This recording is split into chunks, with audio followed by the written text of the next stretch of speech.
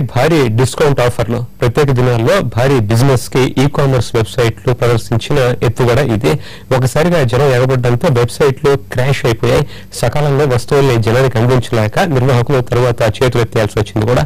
ఇంతకీ దీనివల్ల ఈ-కామర్స్ సంస్థలకి ఒరిగిందేమిటి? లాభం ఎంత, నష్టం ఎంత, ఎంతకాలం ఇటువంటి పద్ధతిని అవి కొనసాగించగలవు?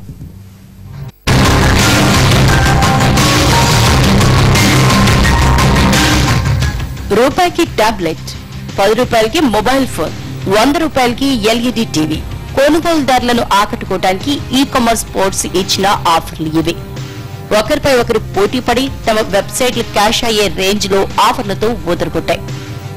మసిపూసి మాయ చేసి కొన్ని వస్తువుల్ని అమ్ముకున్నా డిస్కౌంట్ల రూపంలో కొనుగోలుదారులకు భారీగానే అందాయి. ఫ్లిప్కార్ట్, స్నాప్డీల్, ఈబే, అమెజాన్ ఇలా అన్ని ఈ-కామర్స్ సంస్థలది ఒకే వరుస. బిగ్ డీల్ డేలను ప్రకటించి భారీ డిస్కౌంట్లతో వస్తువుల్ని అమ్ముతున్నాయి. వీటి ఆఫర్లు చూసి జనం ఎగబడుతుంటే సైట్లు క్రాష్ అవుతున్నాయి.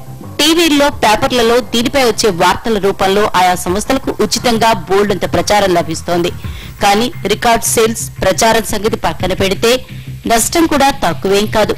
ఇలాంటి ఆఫర్ల వల్ల మన దేశంలో ఈ-కామర్స్ సంస్థలు ఇంతవరకు అక్షరాల 1000 కోట్లు నష్టపోయాయి.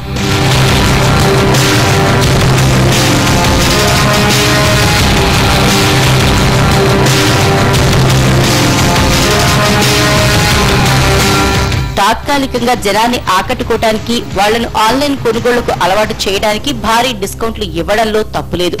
ఇదే పద్ధతిని కొనసాగిస్తామంటే మాత్రం సరికాదంటోంది Pricewaterhouse Coopers PwC. ఇలాంటి ఆఫర్ల వల్ల దీర్ఘకాలంలో ఈ-కామర్స్ సంస్థలు దివాలా తీసే ప్రమాదం లేకపోలేదని హెచ్చరిస్తోంది ఈ సంస్థ. PwC చేపట్టిన సర్వేలో సగం మందికి పైగా డిస్కౌంట్లకు ఆకర్షితులయ్యే ఆన్లైన్ లో వస్తువులు కొంటున్నట్లు తేలింది. అయితే ఈ-కామర్స్ సంస్థలు మాత్రం రకరకాల పద్ధతుల్లో కొనుగోలుదారులను ఆకట్టుకుని తద్వారా మార్కెట్లో తమ వాటా పెంచుకోవాలని చూస్తున్నాయి. ఈ రెండింటికి మధ్య పొంతన కుదరటం లేదు. ముఖ్యంగా ఈ-కామర్స్ బిజినెస్ లోకి రోజుకో సంస్థ అడుగు పెడుతోంది. దీంతో వినియోగదారులు వస్తువులు తక్కువ ధరకు లభించే సైట్ల వైపు మళ్లుతున్నారు.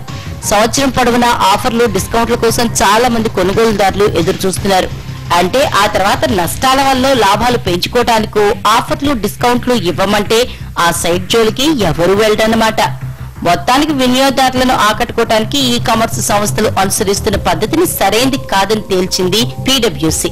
సకాలంలో వస్తువుల్ని అందచేయటం, సమస్యలు వచ్చినప్పుడు సత్వరమే పరిష్కరించడం వంటి మంచి సేవలు అందచేయటం ద్వారానే వినియోగదారులు తమతోనే ఉండేలా చూసుకోవాలే గాని ఆఫర్లతో ఆకట్టుకోవాలనుకోవటం తగదంటోంది PwC.